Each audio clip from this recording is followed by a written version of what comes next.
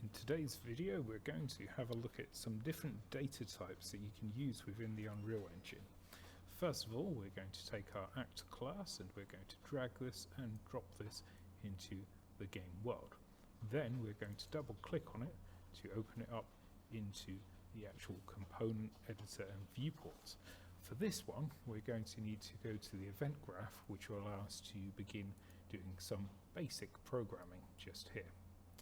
We're going to take this event begin play tab here, and we're going to write some code from here. In fact, what we're going to do is drag out this executable and type the word print, which will allow for a print string to take place and say hello. Just to check that this works, press compile up here, go onto our game menu, then press play, and the word hello should appear in the debug log.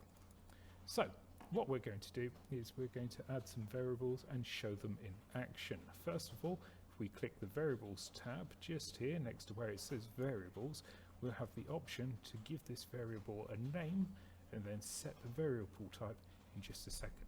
So what we're going to call this one is variable name, and we're going to set this for fun to be a string data type for now. We're then going to drag it, set it to a get variable, and then put it into here. If you notice here, we have to compile the blueprint before we put a value into this.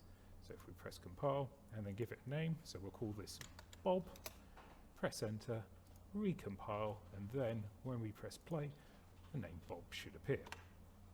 Now, strings, which basically are text formats, are not the only type of variable.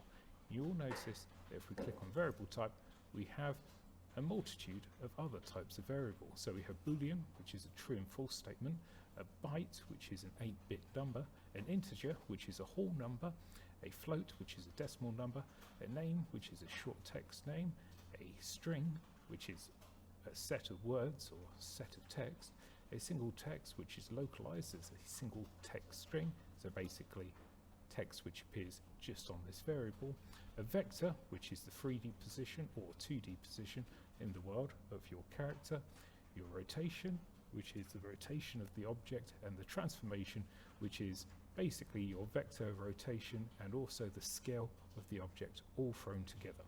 So what we're going to do is a quick bit of mathematics with this one. So we're going to set this to an integer this time, convert this one for funsies. You don't have to do that, you could have just deleted it and get rid of it there. And we're going to call this one number 1. And we're going to compile and set number 1 to being 1. Then we're going to make a second number, and we're going to call this one number 2. Just like so, it's set to an integer, which is great. We'll then assign the value of this one to being 2. And what we're going to do is we're going to get them, get number 1, get number 2, and then we're going to add them together. We're going to do that by dragging off of this node here from number 1, pressing the plus button for integer plus integer, then assign this one to this one, then this one to this one. You'll notice it will convert from our number into a word, so it will then appear on our debugging log. So what should happen is 1 will be added to 2, which should result in the number 3 appearing just there. Fantastic.